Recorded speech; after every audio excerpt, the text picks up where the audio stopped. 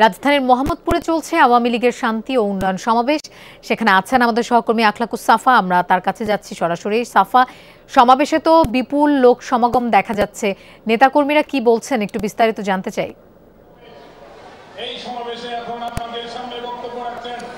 লোপা ঠিক 3:30টার সময় মোহাম্মদপুরের এই গজনবী রোড এখানে এই সমাবেশটা শুরু হয় এবং তারও আগে আমি দুপুর 1টার সময় এসেছি এবং 1টার থেকেই কিন্তু আমি দেখছি যে এখানে আশপাশের বিভিন্ন ওয়ার্ডের যে নেতাকর্মীরা তারা তাদের ব্যানার ফেস্টুন নিয়ে এবং বিপুল যে জনসমাগম তারা এখানে করেছেন এবং এখানে 3:30টা নাগাদ আনুষ্ঠানিকভাবে শুরু হয় সমাবেশ। এবং প্রতি সমাবেশে যে যারা বক্তব্য দিচ্ছেন তারা যেই কথাটি বলছেন, আওয়ামী লীগ নেতারা আছেন, শীর্ষ নেতারা আছেন, কিছুক্ষণ আগে মাহবুবুল আলম হানিফ এসে পৌঁছেছেন এবং একই সঙ্গে এখানকার যিনি স্থানীয় সংসদ সদস্য জাহাঙ্গীর কবির নানক এবং একই সঙ্গে মন্ত্রী তিনি কিছুক্ষণ পরপরই কিন্তু বক্তব্য দিচ্ছেন।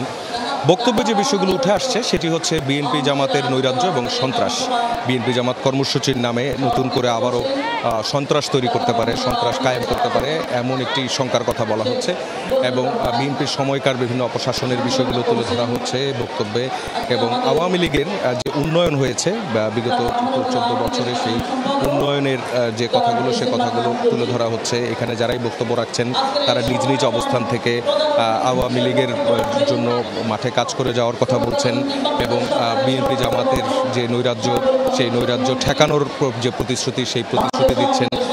একই সঙ্গে বিএনপি এখন যে নতুন করে আবারও কর্মসূচি দিচ্ছে সেই কর্মসূচি থেকে তারা কোনো সহিংসতা করতে পারে এমন শঙ্কার কথাও বলা হচ্ছে কিন্তু বারবার করে। এবং সেই সঙ্গে আওয়ামী লীগ ঐক্যবদ্ধ থাকবে এবং রাজপথে আওয়ামী লীগ অ্যাক্টিভ থাকবে এই বিষয়ে কিন্তু যার জায়গা থেকে তারা তাদের বক্তব্য উপস্থাপন করছেন।